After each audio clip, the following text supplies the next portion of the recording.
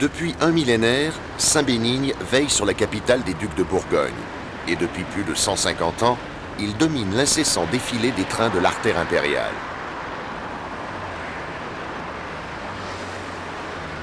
Mais l'image symbole du lent démarrage d'un express sur fond de clocher aux tuiles vernies ne doit pas occulter les réalités de l'exploitation ferroviaire. C'est au poste 2 de Périgny que converge l'essentiel des flux d'un nœud ferroviaire de tout premier ordre. Astrid en tête, ce long chapelet de conteneurs, arrivé de la région parisienne, repart vers la Bresse, la Maurienne et le Piémont, après un rapide échange de conducteurs.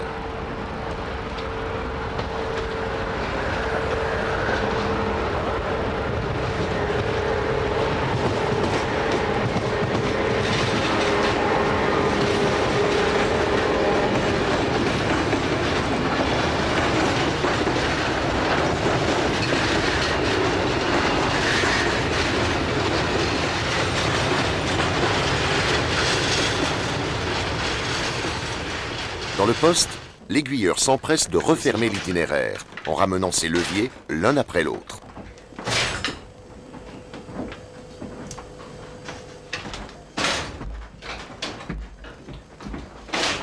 Après quelques minutes, un autre train est annoncé et il faut créer un nouvel itinéraire en manœuvrant les leviers voulus, tous les leviers voulus, rien que les leviers voulus.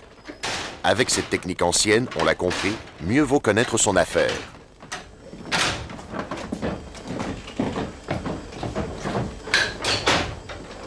Et c'est une Civic qui se présente dans la courbe du raccordement ralliant la ligne de la Lorraine à la direction de Lyon.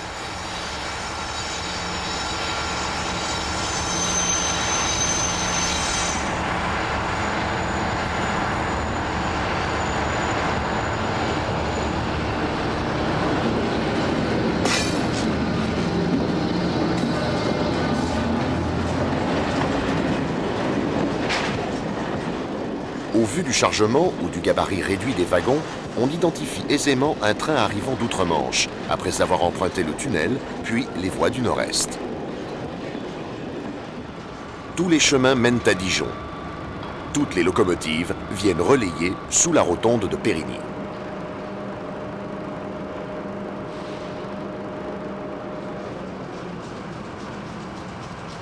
Ce jour-là, pour une opération porte ouverte, on avait intentionnellement arrangé une réalité quotidienne, qui ne manque pourtant pas de diversité, et on avait même invité une vedette.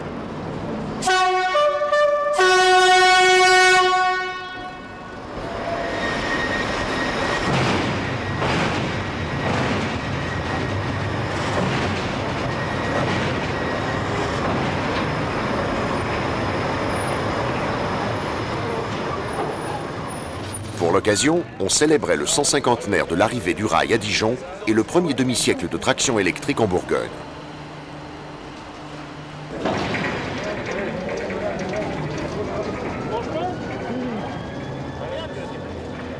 « 45 ans après le record historique, le numéro 7107 reste gravé dans toutes les mémoires, tout comme le nom du Mistral demeure prestigieux 18 ans après avoir été gommé par une austère abréviation à 3 lettres.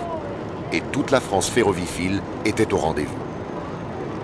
Mais nous avons tenu à revenir un jour ordinaire. Dans l'atelier, on s'affaire autour de 2 des 65 BB 22200 qui figurent à l'effectif du dépôt.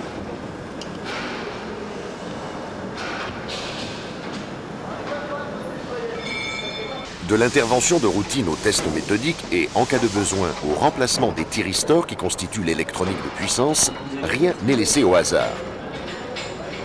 On n'en attendait pas moins.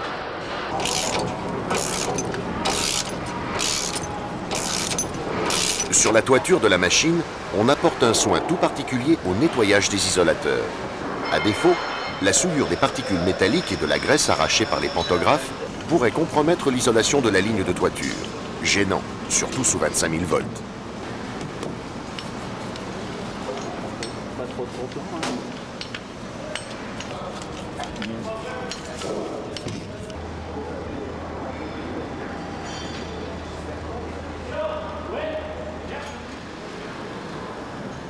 Dans l'atelier de levage, des bogies remis à neuf sont prêts à recevoir la caisse de la 22295.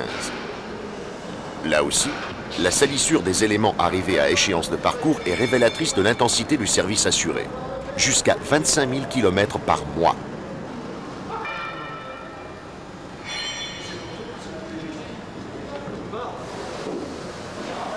Moteur révisé, roues reprofilées, bogies immaculées. Bientôt, la Loc retrouvera sa raison d'être, rouler. Loin de la rotonde, mais au cœur du système, voici le Sud, le surveillant de dépôt. Oui, bonjour. Oui, derrière toi, voie 40. C'est lui qui gère les entrées et les sorties des machines, mais aussi leur stationnement dans l'établissement.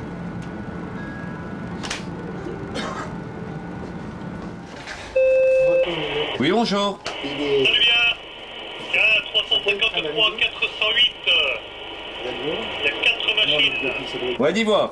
Ah, je te les donne dans l'autre de rentrée. Hein. Ouais, c'est bien. 26 007. 26 063.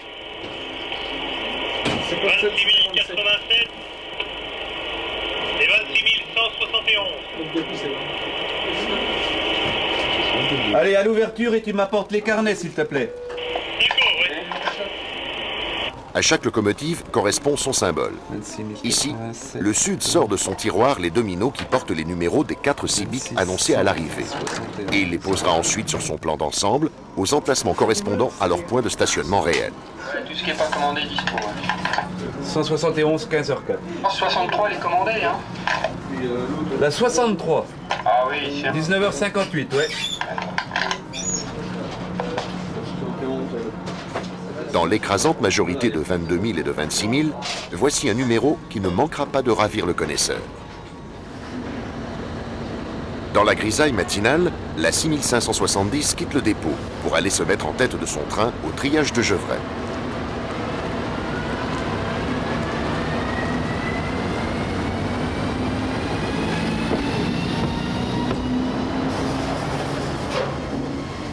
Mais la belle CC ne tardera pas à rencontrer un obstacle. À cette heure-ci, ça se bouscule pour les rentrées, et la 6570 devra céder le passage aux machines qui viennent de terminer leur service.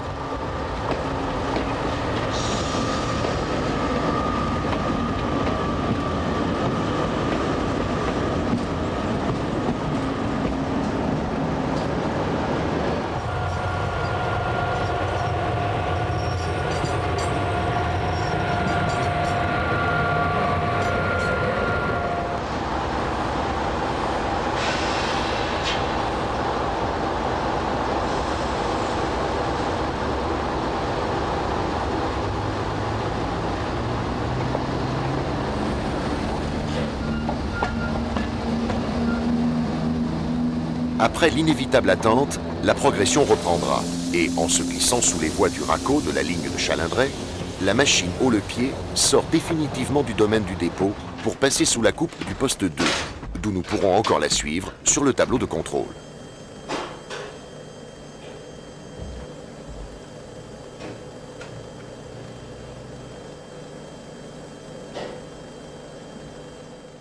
Gevrey. Pour les trains en provenance de Lyon, tout débute par un demi-tour complet sur la fameuse raquette qui permet au convoi de se présenter dans le sens nord-sud correspondant au fonctionnement du triage.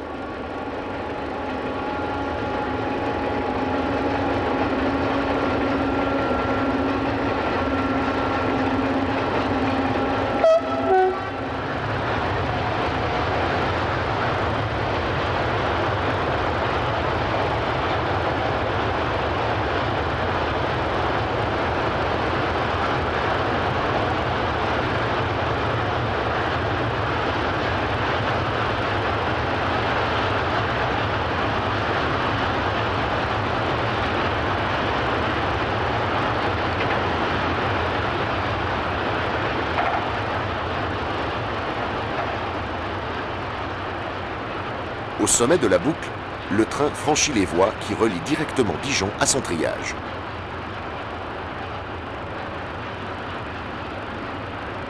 Voici encore quelques instants, les rayons du soleil levant claquaient sur les tôles.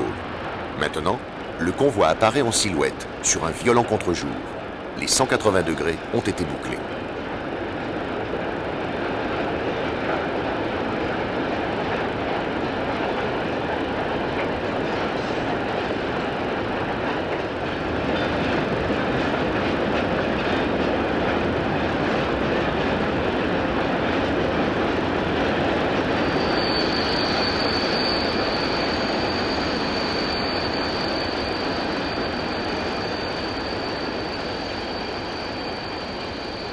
Mais aux heures chargées, il n'est pas plus facile d'entrer dans le triage de Gevrey que de sortir du dépôt de Périgny. Et la 6500 va buter sur un carré fermé. Au PC, on a accordé la priorité à un autre MA100, arrivant de Lorraine celui-ci, derrière une 25100 bicourant.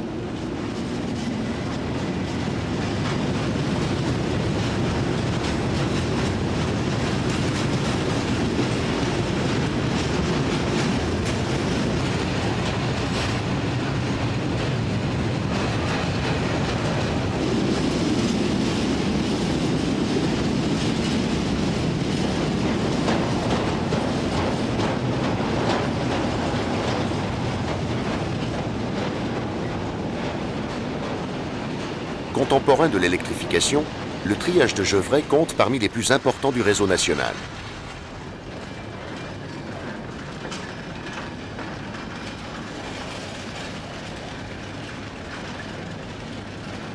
Chaque jour, l'établissement traite 1800 à 2000 wagons, un chiffre qui montre bien que le fret ferroviaire ne se réduit pas aux seuls trains entiers.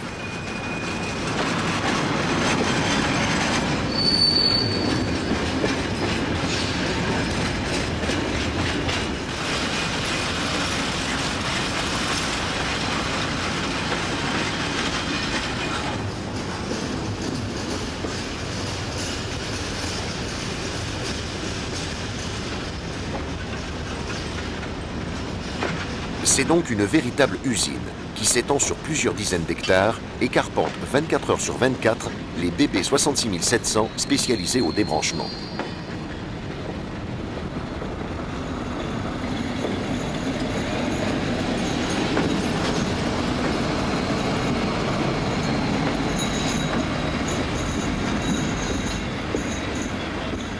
Ici comme ailleurs, l'automatisation a conquis toutes les fonctions qui pouvaient l'être. Mais dans le poste, une demi-douzaine d'hommes dirigent les opérations.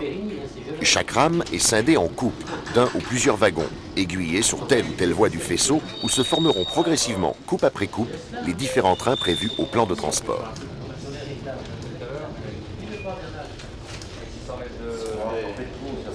C'est la question qui avait dit qu'il semblait il a fini là, ça te fonde, je sais pas. La droite est faite, c'est tenté. Oui, c'est 51.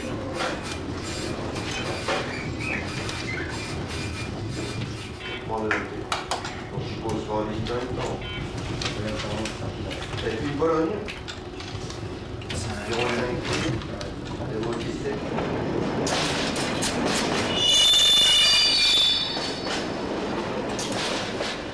Tout cela, on s'en doute, obéit à de multiples règles, bien au-delà des seules destinations des wagons.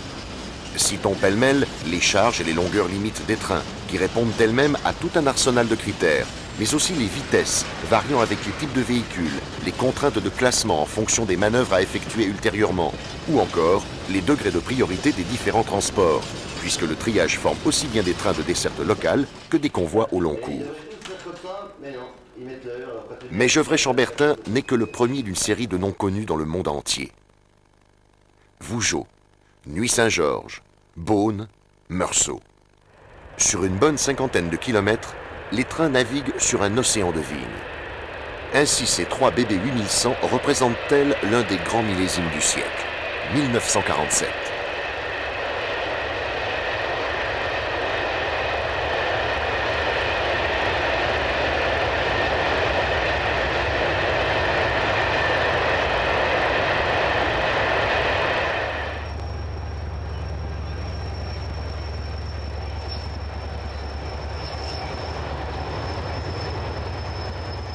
Prémaux-Prisset. Sur fond de côte de nuit, ce sont 2 premiers crus de la traction lourde qui se rencontrent.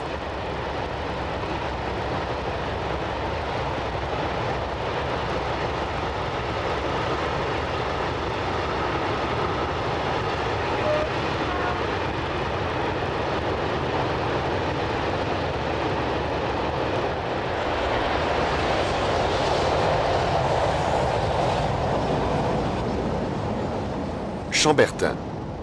Couleur, bouquet, finesse, puissance, comme l'affirme l'Institut d'onologie.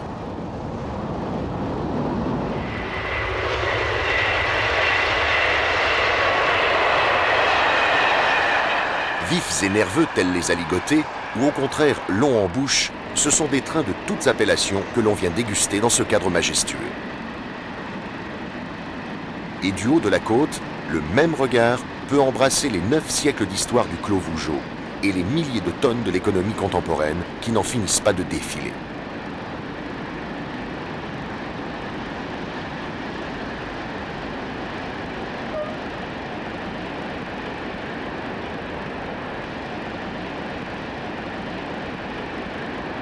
Mais sur le faisceau sud du triage, les petites heures sont aussi prosaïques à Gevrey-Chambertin qu'à l'Île-Délivrance ou Metz-Sabon. Dans la cabine de la CC 6538, Bernard Boulet remplit les documents de service. Ce jour-là, l'homme et sa machine doivent assurer le 458-297, un MA100 Gevrey-Saint-Jory.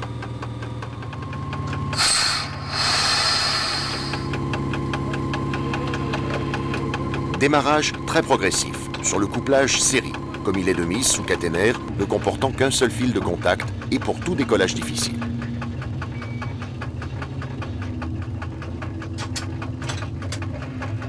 Avec l'humidité pénétrante du brouillard matinal, tous les critères sont remplis.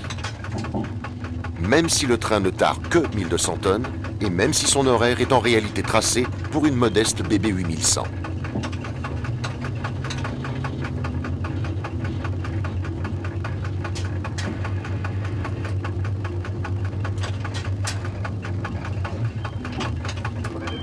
Rien que de très routinier donc pour notre CC, dont la récente reconversion au fret équivaut à une simple inversion des termes.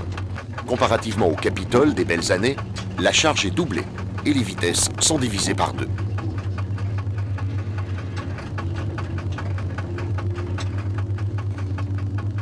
Lentement, très lentement, la montée en vitesse se poursuit. Utilisant désormais le couplage série parallèle, Bernard entreprend une nouvelle série de passages d'écran de traction, toujours aussi progressivement pour ne pas dépasser la limite de 1200 ampères, ni bien sûr celle de l'adhérence.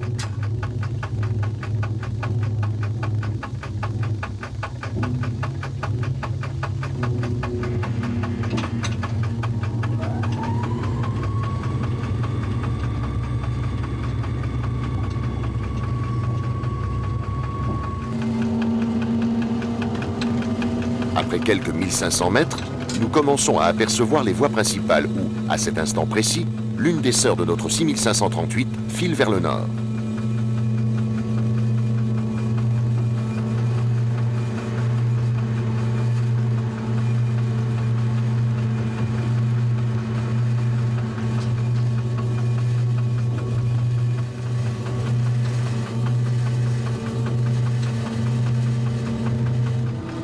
C'est maintenant, et maintenant seulement, sur la prestigieuse voie 1 Paris-Marseille, que débute la vraie mise en vitesse. Vers 40 km/h, Bernard actionne le manipulateur de shuntage, avant de transitionner, selon le terme technique, en couplage parallèle.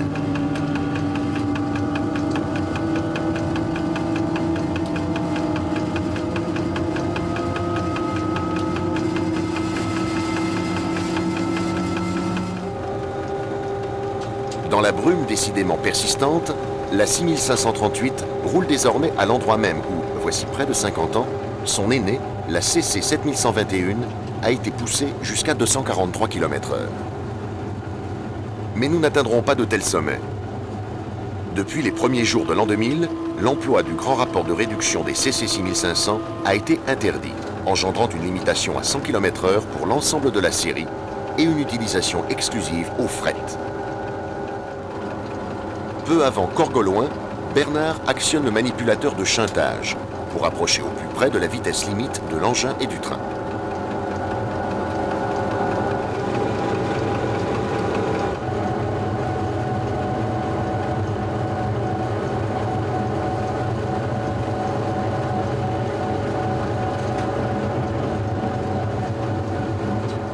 Sur un profil presque rigoureusement plan et avec une belle réserve de puissance, il serait facile de tracer une marche au trait, mais ce serait oublier les impondérables.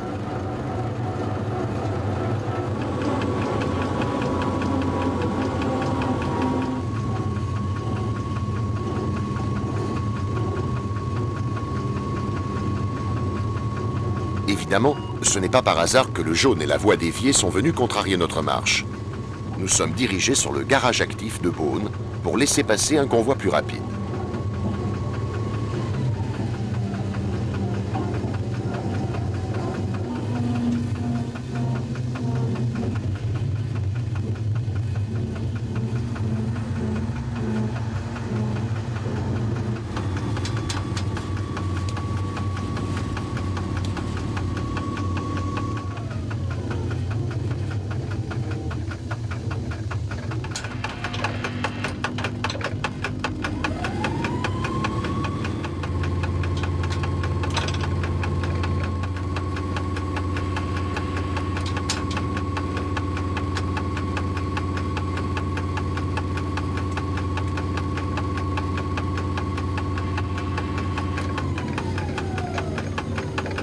Aux nouvelles. Selon le régulateur, il n'y en a que pour quelques instants. C'est un train du trafic combiné qui nous talonne, presque à distance de bloc. Ouais, d'accord. Salut.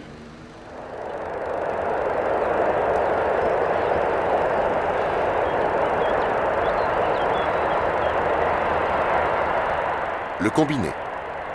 Aujourd'hui, il représente 10% des tonnages confiés au fer en France, et même plus du quart du trafic, si l'on prend en compte les distances parcourues.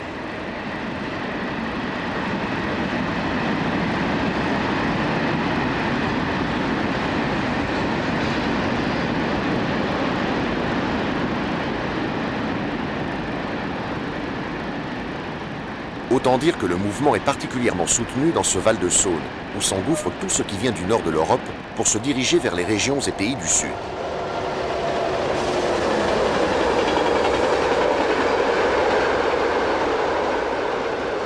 On connaît bien sûr les fameux trains de pièces détachées Ford, véritables ponts ferroviaires lancés entre la Grande-Bretagne et l'Espagne.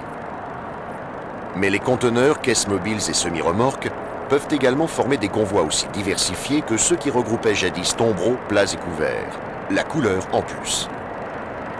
Car dans ces longues théories qui tendent à constituer l'ordinaire de l'activité fret contemporaine, on peut voir défiler les livrets et les raisons sociales de quelques-uns des plus grands chargeurs mondiaux.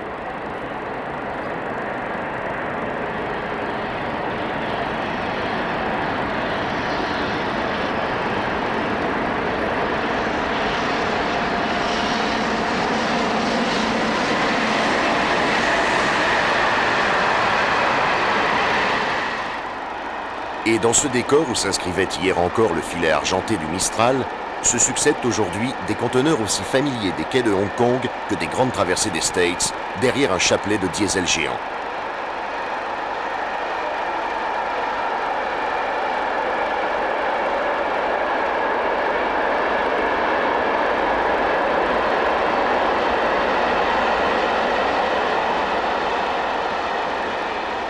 Au PK 366, voici Chagny.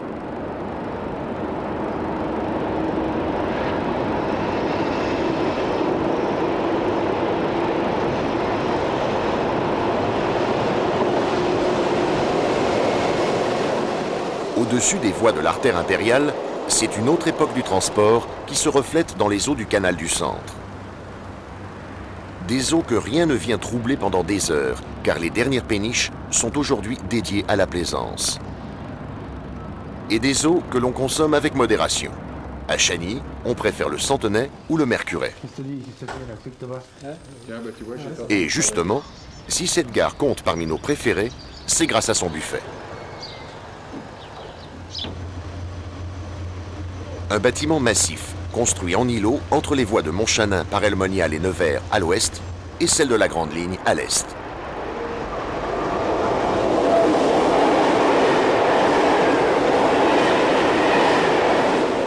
Alors que tant d'autres buffets de gare n'offrent plus que fast-food et flippers, celui-ci est resté fidèle à un classicisme de bon aloi, qu'il s'agisse du décor, des menus ou encore de la chaleur de l'accueil du patron. Bref, il est recommandé de choisir les correspondances qui offrent un battement suffisant pour prendre un pot entre l'automotrice de la radiale et l'autorail de la transversale.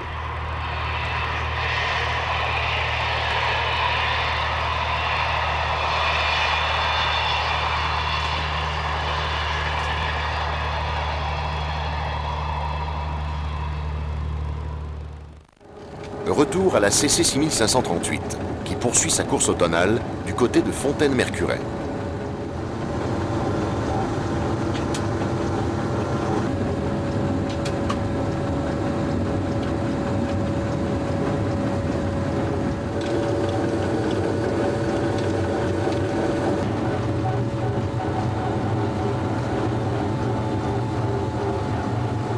Peu avant Châlons, un nouveau ralentissement vient briser notre élan et Bernard actionne le manipulateur vers la plage de freinage rhéostatique.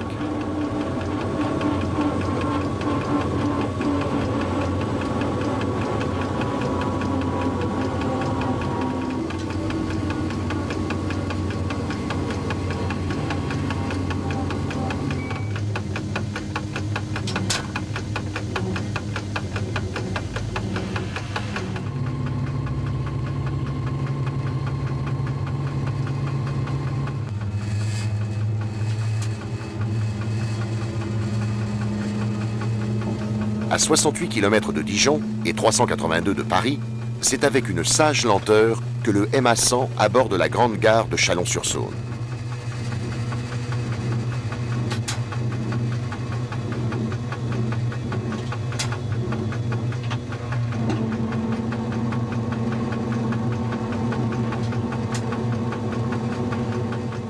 Pour une simple gare de passage, les installations paraissent démesurées.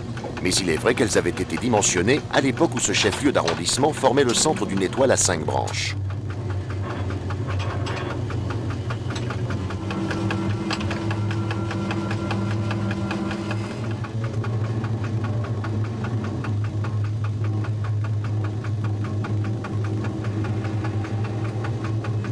Aujourd'hui, seule subsiste une poignée d'embranchements particuliers et l'essentiel du travail des deux postes se concentre sur l'écoulement des flux en transit.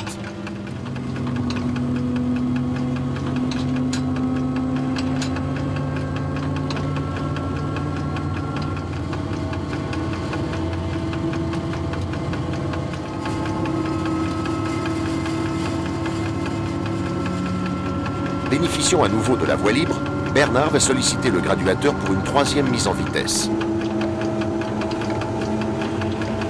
Conduite sur du velours, mais dans le coton.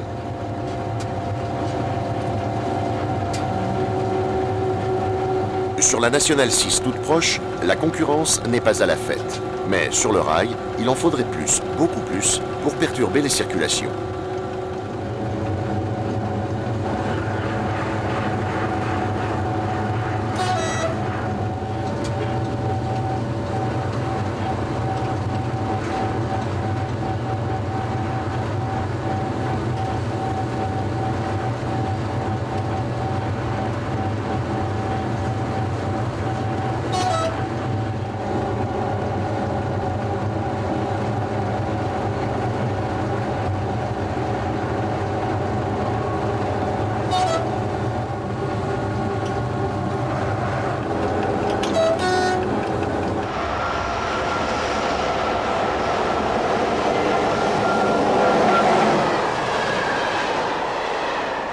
Aux abords de Fleurville, le 458-297 vient effleurer le château de Marigny, un site tout indiqué pour juger sur pièce de la consistance des trafics, le temps d'un lent, très lent lever de soleil.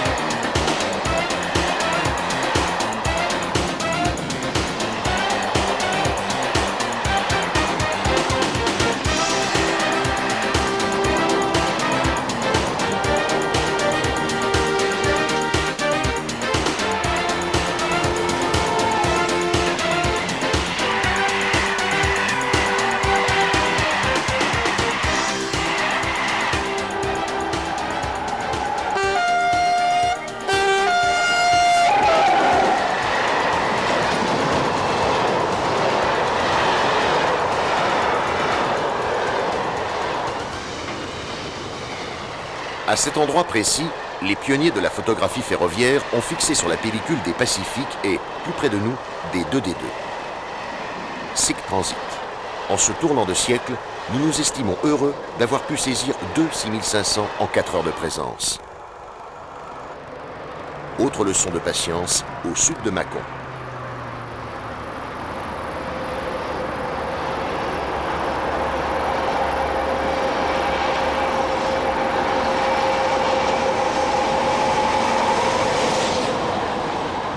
Paradoxalement, nous ne sommes pas venus ici pour traquer spécialement les BB 8100, même si elles appartiennent aujourd'hui aux espèces en voie de disparition, mais pour représenter la rencontre de 2 chemins de fer. Ici, l'artère impériale 150 se glisse sous les voies de son jeune Challenger.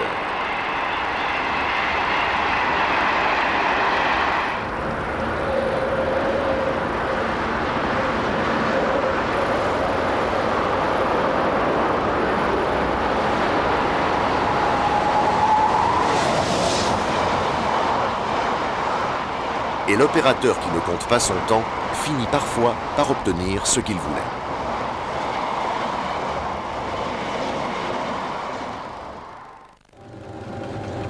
C'est aux confins du Mâconnais et du Beaujolais, comme bien souvent, que le soleil finit par percer.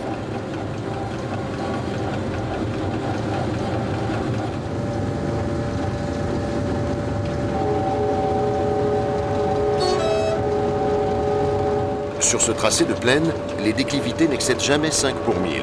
Mais avec 1200 tonnes au crochet, le strict maintien de la vitesse, à 1 ou 2 km/h près, ne laisse guère de répit.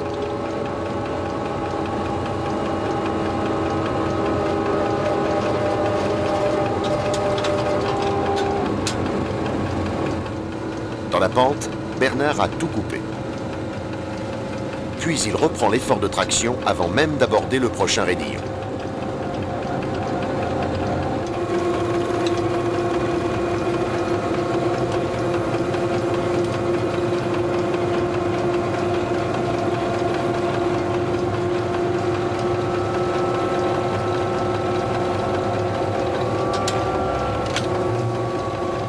Mais l'humidité demeure et appelle une réaction rapide. Couper, puis reprendre, en douceur. Contrepartie de la faible vitesse limite, ce ralentissement à 100 est parfaitement indolore. Bernard reste stoïque et trace une ligne rigoureusement horizontale sur la bande enregistreuse.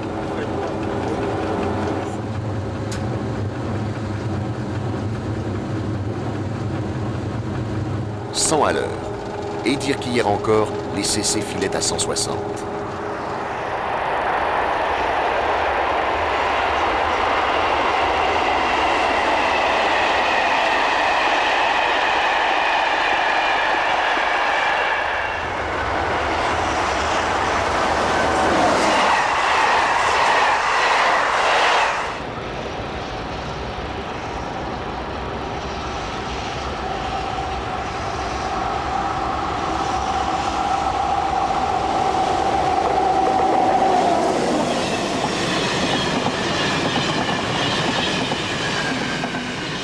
Certes, depuis déjà quelque temps, on ne leur confiait plus que de petits express, voitures vertes ou rames légères.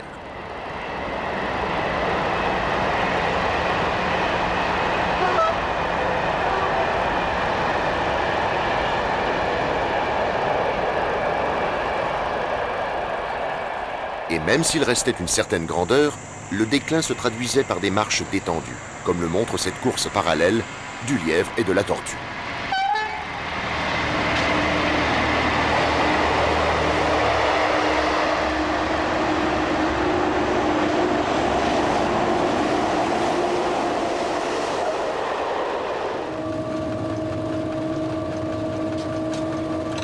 À Saint-Germain-au-Mont-d'Or, la grande transversale de Tours, Nantes et Bordeaux est venue s'accoler à la radiale et la quadruple voie marque l'entrée dans la banlieue lyonnaise.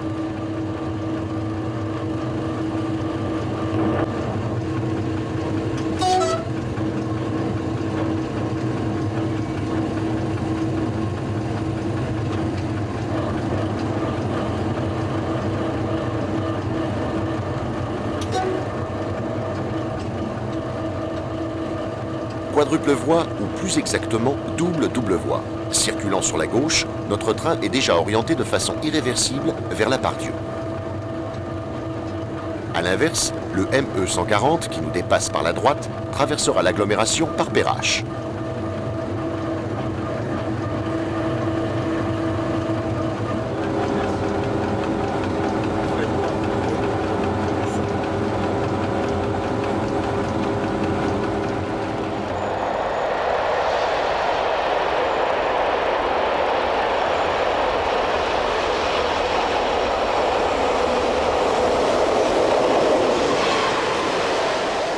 Jusqu'à Collonges-Fontaine, les deux paires de voies restent parallèles. Mais dans quelques centaines de mètres, ce train va obliquer vers la Part-Dieu.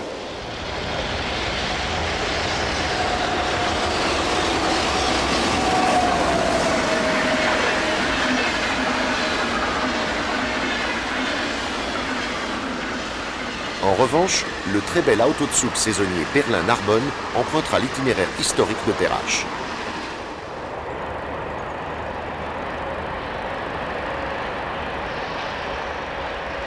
C'est très exactement au PK 500 que les deux lignes se séparent.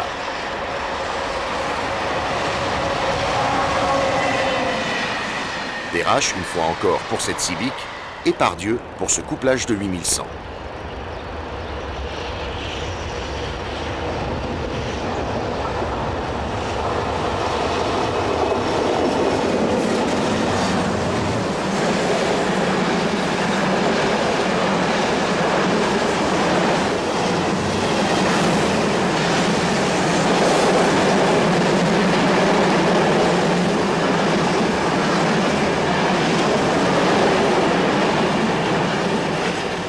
Part-Dieu également pour notre Gevrey-Saint-Jory, qui va traverser la Saône avant de pénétrer dans le souterrain de Caluire.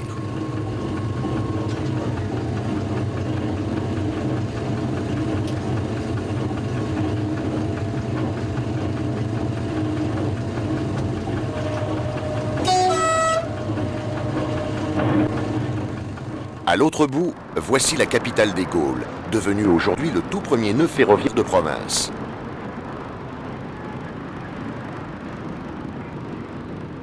Laissant la 6538 poursuivre sa route jusqu'à Toulouse, nous irons rendre visite à ses sœurs dans leur fief aujourd'hui exclusif, le dépôt de Vénissieux.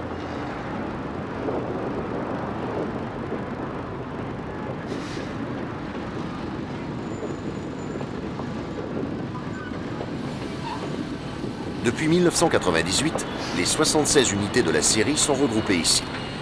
De nos jours, plus rien ne distingue les anciennes du Mistral, les reines du 200 km/h, les tâcheronnes de la Maurienne, ni même les ex-21000.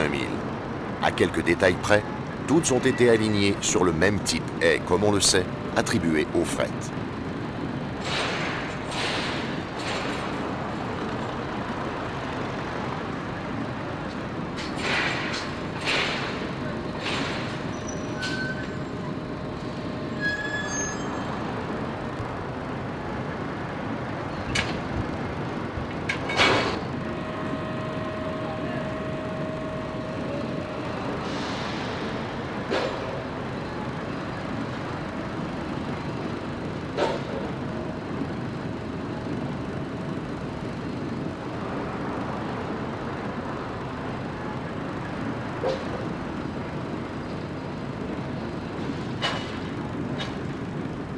Un déclassement, mieux vaut peut-être parler d'une reconversion, sans nuance péjorative.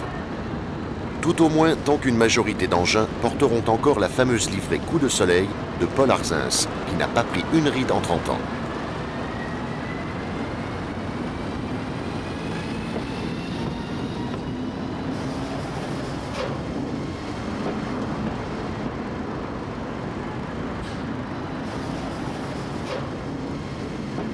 Mais l'esthétique n'est rien sans la technique. Et dans l'atelier, les 6500 bénéficient d'un entretien aussi soigné que leur apparence extérieure. Le lundi, qui correspond traditionnellement à l'étiage du trafic fret, plusieurs CC sont rassemblés pour subir des interventions de tout niveau. Le lavage pourrait être considéré comme bénin, si l'on n'avait pas un peu trop d'occasion d'en mesurer l'importance, à contrario, sur d'autres séries moins bichonnées.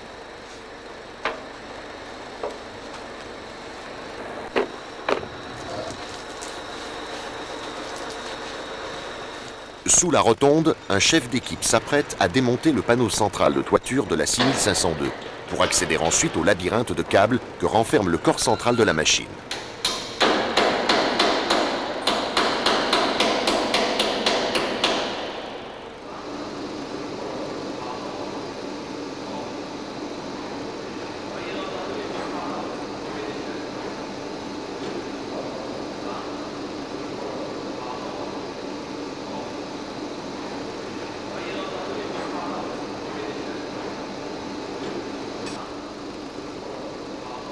La rotonde, construite voici 80 ans pour le seul remisage des locomotives, n'a pas été conçue pour de telles manutentions, et les piliers ne laissent qu'un espace minimal pour le déplacement du capot long de 7 mètres.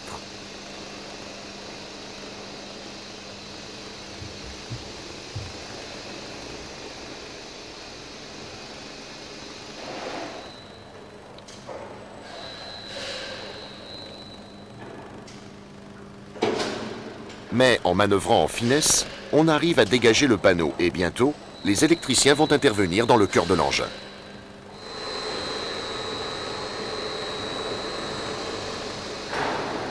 Si la 6502 vient d'enlever le haut, c'est au-dessous de la 6509 que d'autres hommes vont s'intéresser, dans le hangar qui abrite le tour en fosse.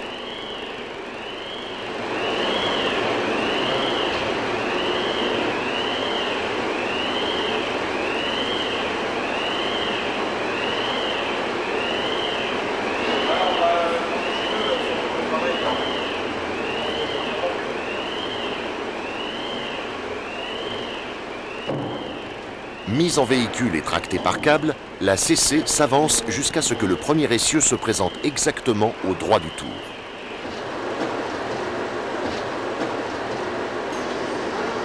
Les deux autres essieux sont eux-mêmes placés sur galets pour pouvoir tourner librement pendant le reprofilage du premier, puisque, bogie monomoteur oblige, les trois essieux sont mécaniquement solidaires.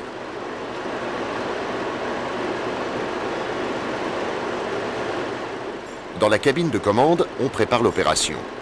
Dans un premier temps, le système va commencer par analyser la géométrie des deux roues, l'usure n'étant évidemment pas la même pour chacune.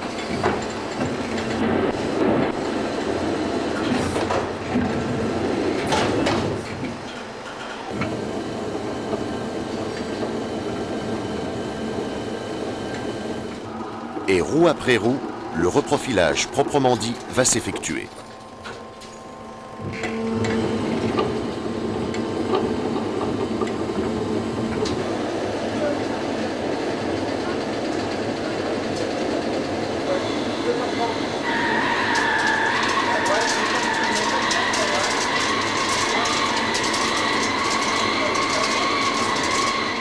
En cas d'usure prononcée, on peut aboutir à une réduction du diamètre d'une trentaine de millimètres.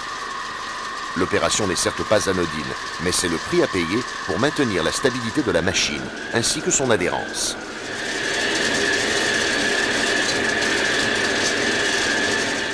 Comme on s'en doute, l'opération se répétera sur les 10 roues des 5 essieux, et dans une paire d'heures, la 6509 reprendra son roulement, avec 12 roues superbement polies.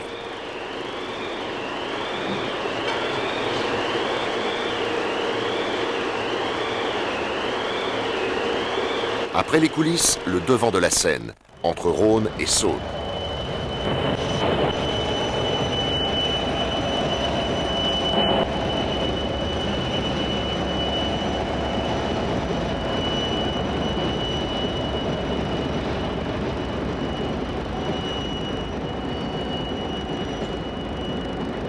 L'emplacement de la Grande Gare se définit comme la situation de la ville elle-même. Pour le géographe, le symbole n'est pas neutre, mais le cheminot, lui, s'en serait bien passé. Lyon-Perrache est enserré entre Rhône et Saône, et même inextensible entre les ponts lancés sur celui-là à l'est et sur celle-ci à l'ouest.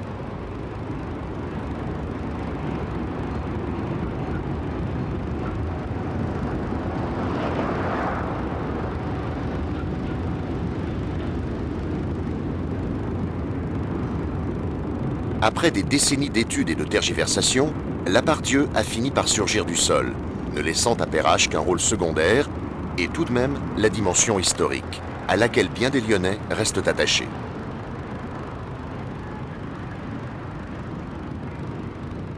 Les plus anciens tout au moins, qui n'ont pas oublié que la façade avait belle allure, jusqu'en ces années 60, où des urbanistes à la main lourde se sont abattus sur le quartier.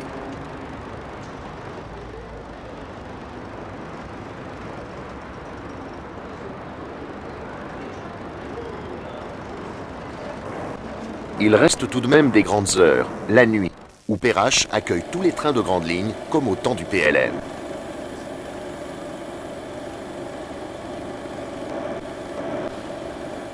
Tout débute sur le mode transversal, peu avant 21h, avec l'arrivée du 4267 Strasbourg-Lyon.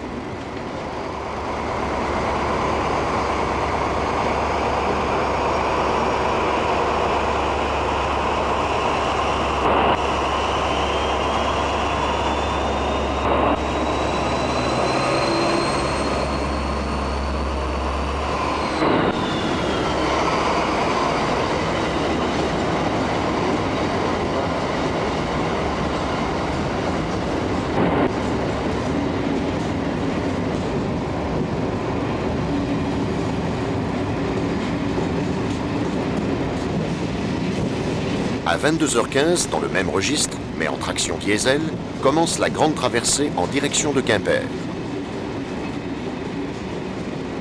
C'est le 45-48, héritier en ligne directe du Lyon-Océan de la période classique des années 50 à 70, et qui compte parmi les rares trains auto-couchettes réguliers d'orientation Est-Ouest. 23h45. Transversal encore, le turbotrain en provenance de Bordeaux se présente côté Rhône, au terme d'une course aussi longue qu'accidentée, mais immuable pour lui depuis plus d'un quart de siècle.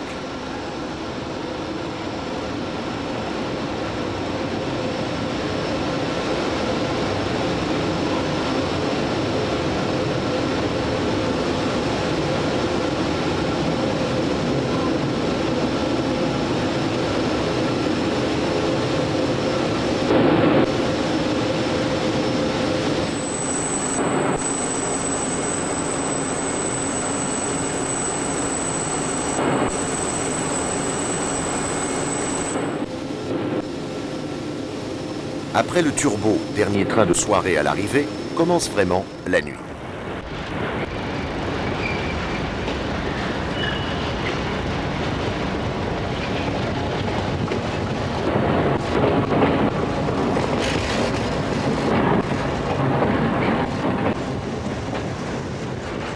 Pour le transport combiné, qui ne connaît décidément pas de répit, le défilé continue à intervalles réguliers.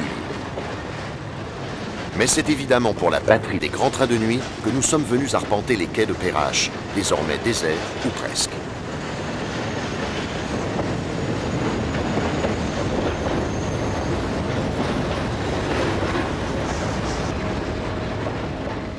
Que l'arrêt figure ou non à l'indicateur, il y a toujours au moins une personne qui attend le train. Le conducteur qui va prendre la relève de son collègue.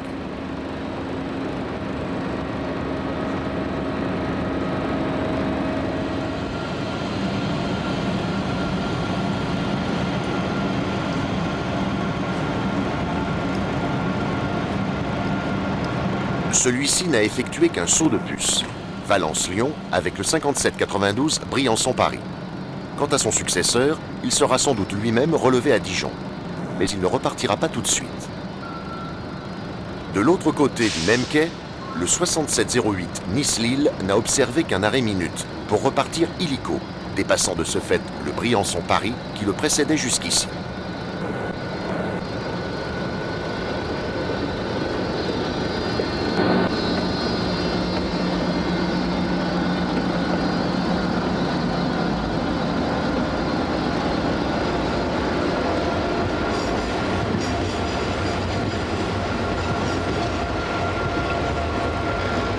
Bien souvent, les sillons que les trains de nuit tracent sur le graphique ne sont pas aussi rigoureusement parallèles qu'on le pense. Enfin, à distance de bloc, le 5792 démarre à son tour.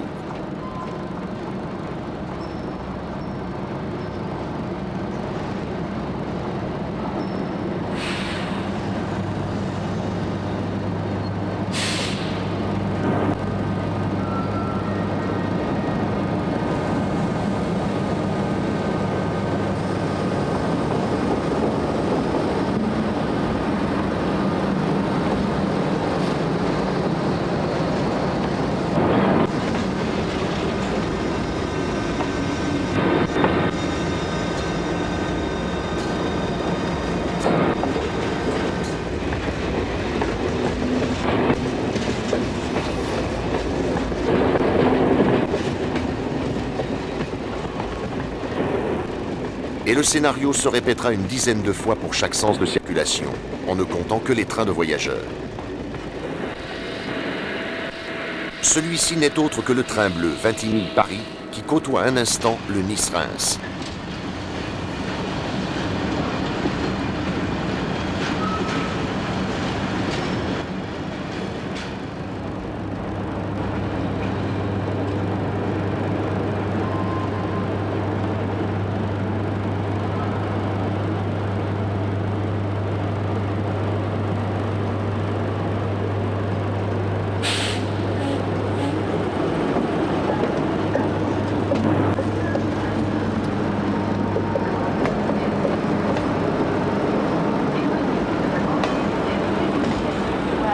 Attention au passage d'un train. Éloignez-vous de la bordure du quai, s'il vous plaît.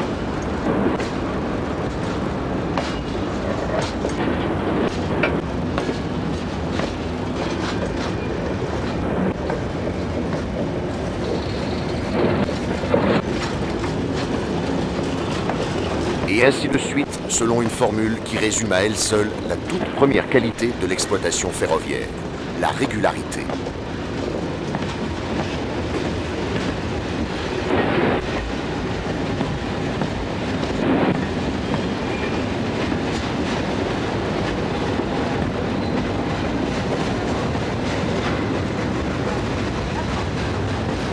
De minuit à 4 heures, Perrache a vécu au rythme des grands express. Bientôt, les TGV reprendront leur ronde. Mais l'artère impériale, déjà chargée de l'histoire, conserve toute sa puissance avec ce jour nouveau qui se lève sur le fret.